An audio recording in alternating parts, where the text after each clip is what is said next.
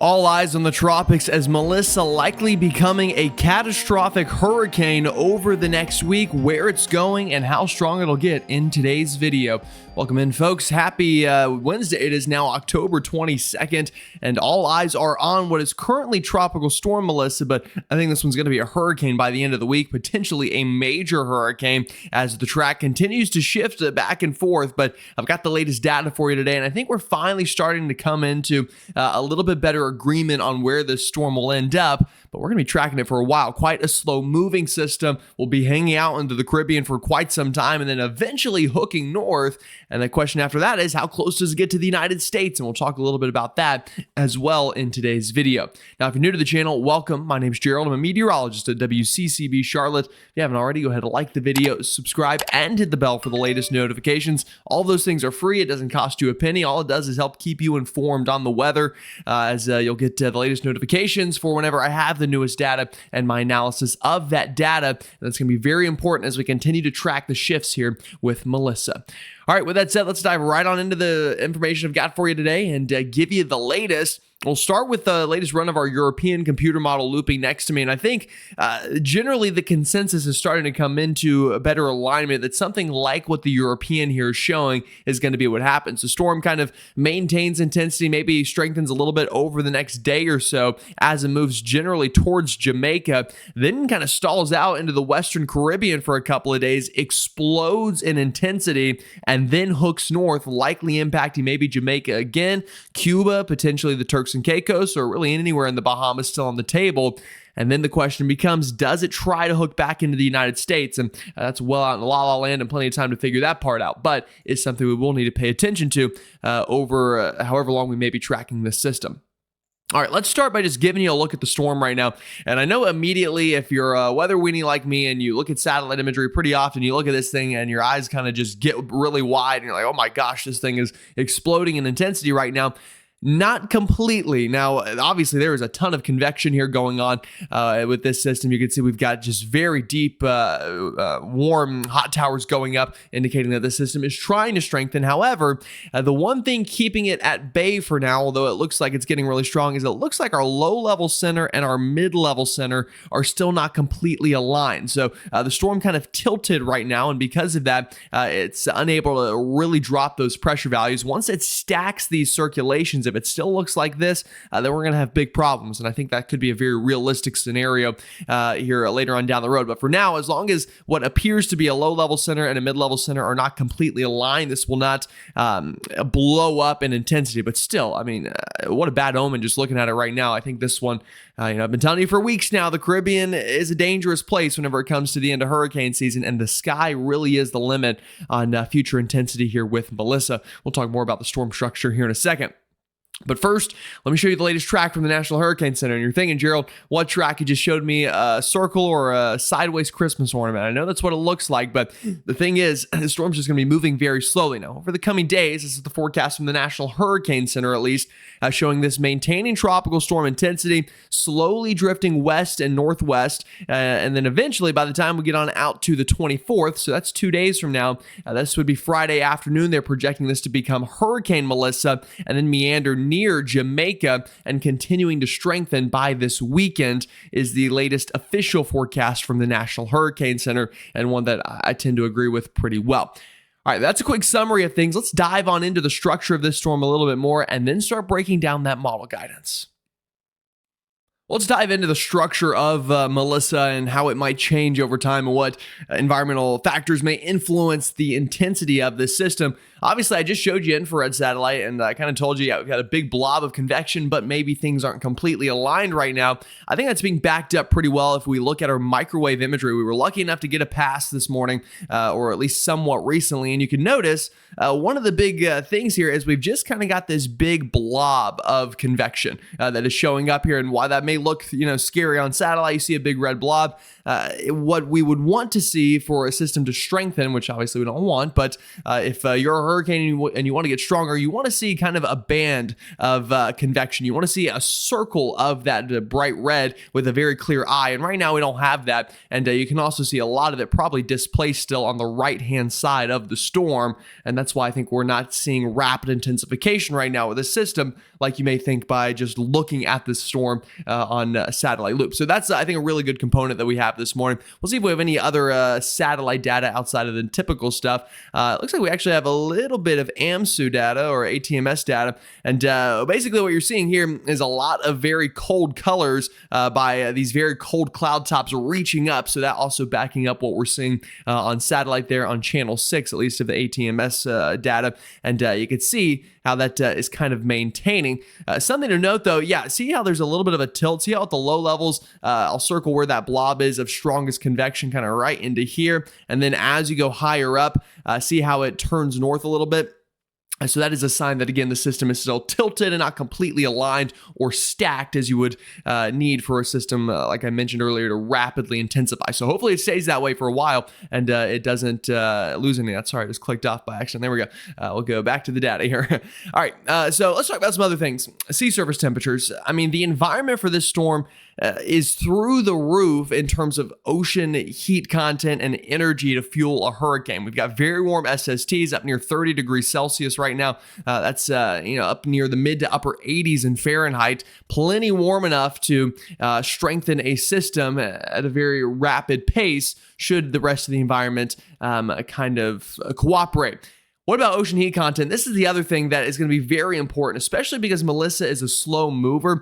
If you were to get a very slow moving hurricane over shallow warm water, it would likely have a high ceiling for a moment and then lose it pretty quickly. Melissa is a completely different animal. We've got very deep warm water, some of the deepest in the world, definitely the deepest in the Atlantic, at least down here towards Cuba, Jamaica, the Cayman Islands, and towards Hispaniola. You can see all these bright red colors indicating that those very warm waters. So because of all of that, if we look at the max potential intensity index, this is something that was put together by meteorologists, I want to say 20 or 30 years ago, maybe a little less than that time-wise. But basically, if you add ocean heat content and some other limited factors, what do you get in terms of the ceiling that that environment can handle? And I mean, the ceiling, there is no ceiling really, is basically what I'm trying to say. You could easily get a sub 900 millibar hurricane with waters like this. Now, that's assuming that wind shear and dry air also play nice, which right now wind shear is not completely playing nice, which is good news. But in terms of just the ocean heat content, we could really get a dangerously strong storm with numbers like this. I'll look at a couple other things. If we look at surface convergence and upper level divergence, those are stacked, so that's going to help the storm form. Obviously, vorticity, we've got plenty of spin with this system. How about dry air? Not really any dry air in the Caribbean right now, so that is something to note. We've got plenty of warm oceans. We don't have much dry air. What we do have right now that's really helping us is some wind shear. We've got some stronger winds coming out of the west, especially over the eastern section of the storm. The southwestern section, slightly lower wind shear, and that's why that's where the low level center is. But as you go higher up, the winds are becoming stronger and helping to blow some of that convection off to the east from that low level center of circulation. That's really why, as I've mentioned really all morning so far, is this is not rapidly intensified. However, that could change here later on if I continue to click on the right thing, at least, as we go further ahead into time. All right, that's what the storm looks like right now. Now I've spent almost 5 minutes explaining it. Let's go ahead now and take a look at some model data and break down where this system likely goes and how strong it'll get. All right, let's do the more enjoyable part, and that's taking a look at model data. We're going to start with the GFS model because I think finally it's coming around to things, and I'll be the first to tell you, a couple days ago, I thought the GFS might be right in the sense that maybe this would just pull north into Hispaniola and then get off into the open Atlantic and not be something that we have to talk about forever. Unfortunately, though, the trend has been in the other direction, and that is really unfortunate news. It's good for folks in Hispaniola, I'll give us that, but the longer this sits over the ocean, the more time it's going to have to deepen and really intensify and potentially become a catastrophic hurricane for other folks down the road, and also raises U.S. impact. So let's show it to you. The GFS still a bit of an outlier, but coming around shows this strengthening, and for some reason, the GFS feels the need to pull this off towards the northeast instead of the northwest, really against all guidance. deepens it rapidly into a major hurricane. This is by Saturday morning, and then pulls it up into Hispaniola, stalls out a little bit, and then still pulls out to sea. So still an outlier, but slowly shifting west, and that's pretty typical in model data anyway, even without the GFS, doing its typical shenanigans of just not being right most of the time. Sometimes I wonder if we'd be better forecasters if we just pretended the GFS didn't exist, but alas, we look at all the data, and we'll continue to do so. Let me show you the European now. And right now, I think the European is kind of leading the pack in terms of getting the shifts right and potentially having the most likely scenario. So let me show it to you and what it could look like. This is by tomorrow afternoon. Here's Thursday. The European slowly pulls us off to the northwest. I agree with that. The European does not really strengthen it much, kind of maintains intensity, maybe even weakens it slightly. I don't see the storm weakening, but I could see a maintaining or even slight increase in intensity over the next 24 hours or so. I don't think we're going to rapidly intensify thanks to some of that shear. Not to say it couldn't happen, but it's a lower end chance right now, like I said, given the wind shear. Then it kind of just hangs around, folks, through the end of the week. And by the time we start the weekend on Saturday, the storm's not in much of a different location than it currently is. By this point, just south of Jamaica, starting to strengthen up towards hurricane status here by Saturday. And you can see over the weekend, it continues a slow westward jog, even dives southwest a little bit. So it doesn't quite make landfall at Jamaica up to this point on the model. And then by the time we start next week, this thing explodes in intensity, gets to major hurricane status. Then you'll notice by about Tuesday, we get a sharp hook to the north, gets right next to Jamaica. It could be a direct landfall in Jamaica. It's a major hurricane, at least a category 4 here, maybe a category 5, slams into Cuba as a catastrophic storm by about a week from today. This would be next Wednesday evening. And then up into the heart of the Bahamas near the Turks and Caicos. And then it starts to pull north and gets awfully close to the United States, almost even hooks closer to the United States later on in the run. And we'll talk about why that is later on here in the show. But first, let's take a look at a couple other models here, and I'll show you the Canadian. And then after this, we'll take a look at hurricane model data. What does the Canadian show? Well, it's pretty similar to the European, kind of slowly jogs up near Jamaica, continues then west of Jamaica, then gets down here into the Western Caribbean, just like the European. By this weekend, whenever it gets there, explodes in intensity, then goes even further west into the Caribbean, then hooks north into Cuba, and is pretty similar to the European overall. Obviously, some slight differences, but all things considered, the Canadian backing up the European compared to the GFS, which a lot of models are starting to do. That's why I said I think that's kind of the new direction here, and we're starting to finally pinpoint where the storm may end up. All right, now let me show you some of the hurricane models, which are showing, just insane intensities with this storm, and I'll show you why that is. Here's the half-say model. This is one of our hurricane models, and you'll notice in the near term, it does what most of the models do, kind of keeps it steady, but by the time we get to Thursday and Friday, the half-say model starts to strengthen it closer to a hurricane. I really think that's about right. I think the next 24, maybe even up to 48 hours, the storm is a tropical storm, but by the time we get towards this weekend, as early as Friday, I think this starts to make a run at hurricane status, and you can see that's exactly what happens on this model. Also very similar to the European and Canadian models in terms of track, slowly works up towards Jamaica, doesn't quite get all the way there. Here's Saturday though, the storm continuing to strengthen down towards major hurricane status, so getting there sooner than the operational models. And generally speaking, we use the hurricane models for intensity more than anything else, so it's good to take these and you realize this is a very real possibility that the storm gets stronger sooner compared to what some of the global models are suggesting. This one still bring big impacts to Jamaica, folks. Although it's not a direct impact at this point, by the weekend, it's close enough outer rain bands would get there. And then watch this thing explode over the weekend. Here's Sunday morning, already down to 932 millibars, moving south of Jamaica. Check it out. Peaks out at 903 millibars by overnight Sunday into Monday out into the Western Caribbean. Folks, that's a monster Category 5 hurricane. That would be the strongest of this season. This would rival Milton from last season in terms of intensity. Just a bomb hurricane out here, just rapidly intensifying, and would have catastrophic implications, should it hit land at an intensity like that. Now, that's as far out as that model goes, and luckily, up to that point, it misses a direct landfall anywhere, but that would still bring big outer rain bands, big surge, and flooding potentially to the island of Jamaica and even out towards the Cayman Islands potentially. Here's another operational hurricane model. This is the HMON. I'll show it to you. What does it show? Well, pretty similar to the other model. It starts to strengthen near Jamaica. Time again above my head. This is 8 p.m. October 25th. That would be Saturday night, bringing outer rain bands to Jamaica, having a major hurricane just off their southern shorelines and getting awfully close. And this model wants to hook north a little bit sooner. It ends at 932 millibars and starts to move towards the island, again, as a major, powerful, catastrophic storm. Folks, I mean, this is the real deal. Like I said, the Caribbean, the sky is the limit in terms of intensity. So I very much believe these hurricane models. The other reason I believe them, well, we've already talked about warm water, but take a look at the next model I'm going to show you that shows wind shear really dying down into the Western Caribbean as we approach this time frame. Here's a European model showing upper level winds. This is at 200 millibars. This is well up into the atmosphere, and I show this all the time during hurricane season. And for long-time viewers, you're about to see what's going to happen, and you know immediately that it's trouble on the map. So let's move this ahead in a time, and let's pause it right here. Look at what happens by this weekend, just like what the hurricane models show. Now, ignore the pressure value as much on the operational run. Like I said, they often struggle with intensity. The hurricane models are better with that. But look at what's happening in the upper levels at the wind field. I'm going to draw all the lines for what the wind vectors are doing out here. And what do you immediately notice?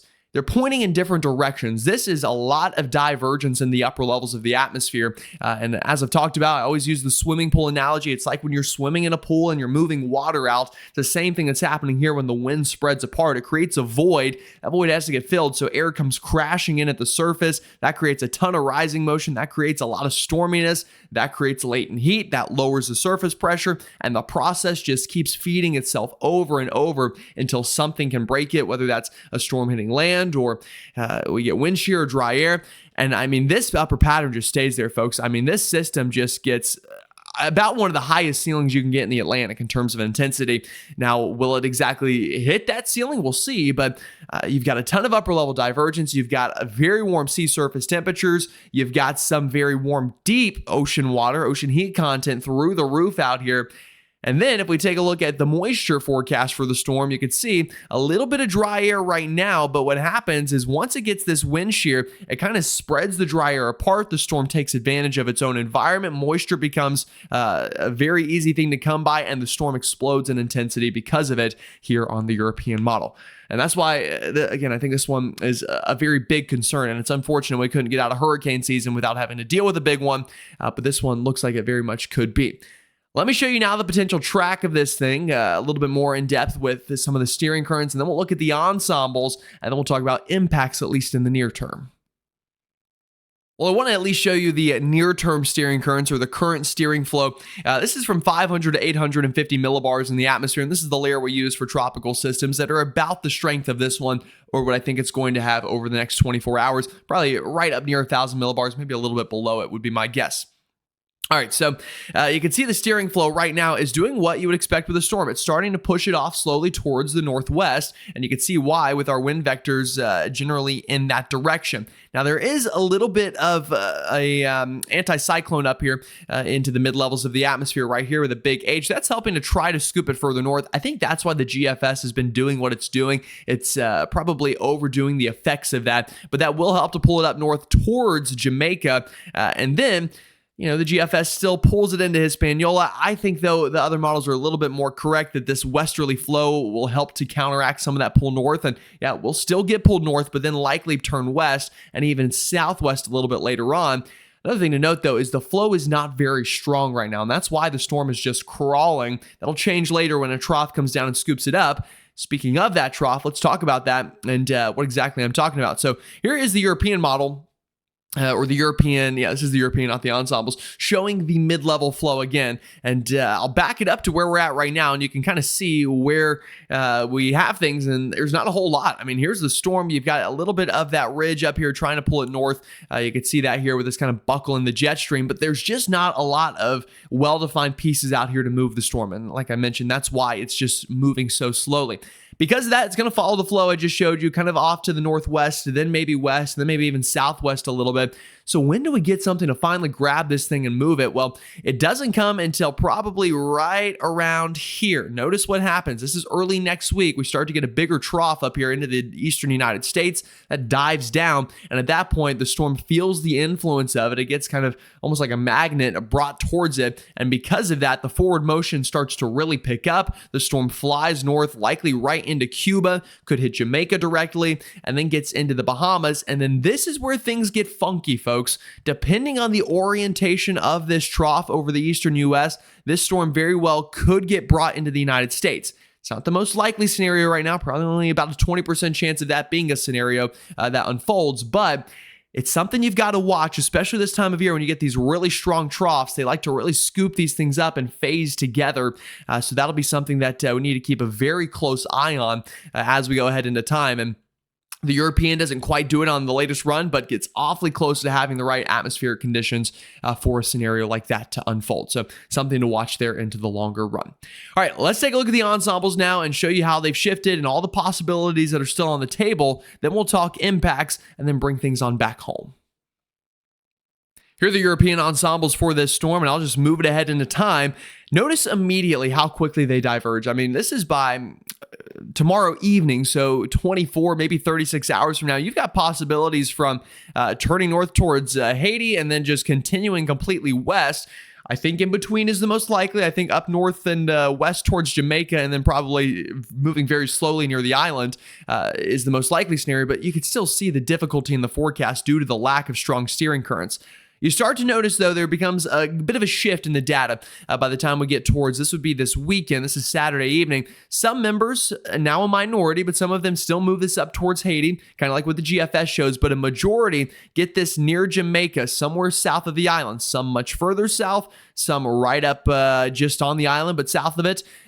So still spread there, but you kind of get the idea. And then you go further ahead into time, the storm continues to push west, and it's at this point that notice the colors changing, just a ton of pink and purple taking over, indicating a very strong hurricane, and then that turn north happens as that trough comes in. So I think we're finally starting to get somewhere on the track. It's going to look something like this, and I know I keep repeating it, but up kind of near Jamaica, likely south of the island is the most likely scenario. Now, is there a world that this still kind of goes up something more like this? There is. I think it's less likely now, though, than yesterday.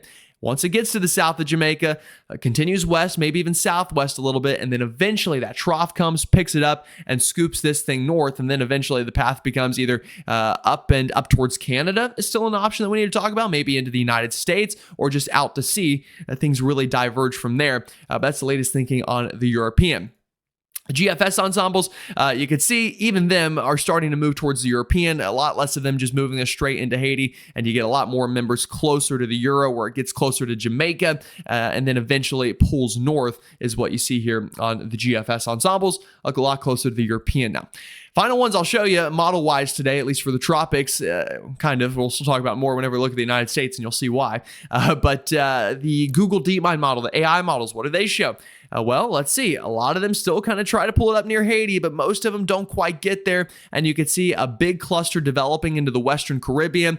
All of them, just about every model that gets this storm into the Western Caribbean, folks, gets a major hurricane. I'd say at least 50% of them category 4 or 5 showing up. And that's why we really need to watch this. Folks in the Cayman Islands, into Jamaica, Cuba. I mean, this could be the big one. It really could, especially compared to this season where we haven't had a lot of land interaction with our hurricanes, and then pulls north from the DeepMind models and slams into the Bahamas later on down the road as well. So a lot of folks in the path here with this system.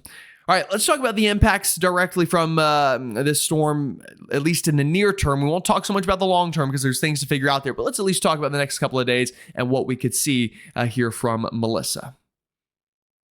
Rainfall is going to be one of the biggest things with this storm, which is why it's so important that we try to figure out how close this gets to Hispaniola and Jamaica. Now, this forecast is just now through the 26th of October, so it's just the next 4 days. Remember, that does not include potential impacts to Cuba or the Bahamas down the road. but you do see some higher end rainfall totals. Now, the worst of it likely to stay offshore, but the southern shoreline of Haiti and the Dominican Republic, especially southwestern Dominican Republic, could see 8 to 12 inches of rainfall. 200 to 300 millimeters of rain is what that is equivalent to. Same thing out here into the eastern shorelines of Jamaica, potentially just getting slammed with rainfall. So we need to watch for landslides. Flash flooding could be a concern with a setup like this. And like I mentioned, this does not even include what will happen by later this weekend and into early next week, potentially for the Cayman Islands and Cuba. This is just now through about the weekend, at least the start of the weekend. All right, what about winds? What are the chances you see tropical storm force winds out of this system? Again, this is just for the next 5 days or so, but I think pretty good chances that the southern shoreline of Jamaica sees it, maybe the extreme southwestern tip of Haiti. But the good news, as we've mentioned, at least in the near term, is the storm's not going to make a landfall, at least for the next 4 or 5 days, probably. It's later on down the road. Like I said, Bahamas, Cuba, the Cayman Islands. This does not include when the storm could get to you yet. That is a very key thing to take away. So all these maps will get updated with time, but that's what we have right now in terms of impacts. Could see even more later on, including rip current risks as well. Going to be a big thing, obviously, if we have a major hurricane sitting in the Caribbean. All right, that's your update on the tropics. That probably went at least 20 minutes, but let's also bring things on back home a little bit and talk about a very active end of the month, not only in the tropics, but back home, and how maybe the two combine even. Taking a look at satellite back home, and pretty easy to find where the big storyline is right now. We've got this big spinning upper level system right over the Great Lakes, and today actually bringing some very big lake effect rain, that is. Not lake effect snow, unfortunately. We'll get there eventually. November right around the corner, and I'm sure we'll have plenty of lake effect to talk about by then. But for now, just a little too chilly, or I guess maybe not chilly enough, if you will, for full-blown snow out there. Now, I do think we could get some wet snowflakes at times mixing in, especially up into the UP of Michigan today. But right now, that's kind of the upper-level pattern out here that you see over the United States.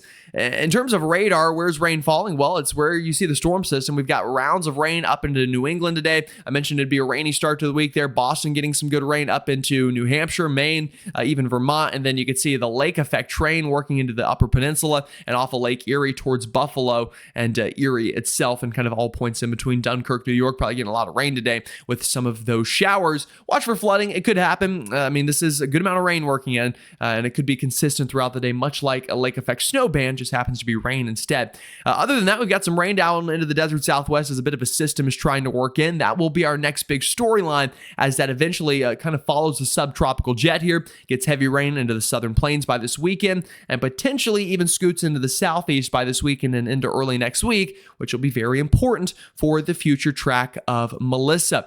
Let's show you the upper level pattern here for the end of the month, and tell you why this is such a potentially big deal on down the road. Here's our big trough over the east right now. It's been chilly out. We had the system work through for a lot yesterday, now stalled out over the Great Lakes. Even had a quick line of showers working in Charlotte, which I'll even admit surprised me. I made my forecast on Sunday and said I didn't see much rain, and it didn't amount to much. I think maybe at most a trace of rain happened at the airport, but nonetheless, some quick sprinkles worked through with this system. What's next, though? Well, you see that system down in the desert southwest right now producing some rain. That's going to follow the subtropical jet, as mentioned, get down into Texas and Oklahoma by this weekend. And then the European, at least, gets another shot of energy into the PNW, combines with the subtropical piece, and then slingshots into the southeast. And that's why we don't really know what's going to happen with Melissa yet in terms of U.S. impacts. You've got a big trough right here. You've got a strong hurricane just to the east of it. Off the eastern seaboard. Does this trough try to scoop it into the U.S.? It's a possibility. Not guaranteed, but something we'll continue to talk about on down the road. And if that looks like it'll become something that looks more likely, obviously we'll start doubling up on videos, and we'll get some live streams in. But for now, we've gotten really lucky this hurricane season in terms of direct big impacts from tropical storms in the United States, at least. That luck running out, though, for the Caribbean. All right, let's talk about rainfall totals, temperature swings, and a couple other things on the way here over really now through the end of the month. Here's that future radar over the coming days. I'll show it to you. I've obviously got the rain up into the Midwest. Some wet snow could mix in at times, but just not quite cold enough for full-blown snow or anything like that. Here comes the system down out of the desert southwest. It gets going. We've got heavy rain by Friday afternoon pictured here over portions of Oklahoma, the Red River Valley. System continues to strengthen, then slides through the southeast by later this week and into early next week. Here's Monday morning of next week, so about 5 or 6 days from now. We've got a pretty big big cold air damping setup. We've got strong high pressure up into the northeast, funneling down very cool air with a lot of rain into the southeast. This would produce a very chilly rain down into the 85 corridor of South Carolina, North Carolina, and kind of surrounding areas. Should this be how it unfolds, we'll see. The GFS a little bit different, but like I said, I'm putting the GFS in timeout for now, but I'll show you the European. That kind of slides down south, and then you get another system to slide south, and watch what happens here at the very end of the run, folks. This is within 10 days now, so this is not completely la-la land. It's out there, don't get me wrong, but notice how here comes Melissa flying up through the Bahamas, then tries to get scooped into this trough, actually slams into Nova Scotia right around 10 days from now. Not a forecast, but something it shows, and would be obviously a big impact. Plenty of time to figure out if that's the way it goes, though, but one of the possibilities, and you could see how tricky the forecast gets there. Rainfall, this is now through, this is now through next Wednesday. Not showing a lot of rain down into the Carolinas with the Weather Prediction Center outlook here. These are the human forecasters, but you see that very good signal there into Texas, Oklahoma, and surrounding states. We need it, though, folks. I mean, we are in drought concerns. We've got wildfire dangers today for a lot of folks outside of where we're seeing the rain. It's a little breezy. It's very dry out there, so keep that in mind. But you can see a good rain signal down there into the southern plains. Could even get into the southeast later on. What about temperatures? This is something that I think a lot of fall lovers are going to enjoy. Notice a lot of blue in the east right now with that trough that has worked through. Kind of stays there, folks. We get shot and shot and shot of cooler air here on the ensembles all the way through Halloween, maybe even into the first week of November. Again, that would be for this area I have circled of the east, getting those shots of cooler air. Elsewhere, maybe not as much, but could be pretty festive into the month, festive Halloween weather-wise, and even some long-range models showing some snowy shenanigans to start November. We'll see. I'm not going to talk about that yet. We'll try to get through the tropics for now, but something that, maybe this train of active weather keeps going. Alrighty, folks, that's all I've got for you on this Wednesday. Obviously, tropics are the big concern. That's the big storyline. That's what all eyes are on, as it should be, especially for our friends down into the Caribbean, but even into the United States, too soon to rule out impacts. Alrighty, folks, that's all I've got for you. Have a wonderful rest of your day. Stay safe, and I'll see you all next time.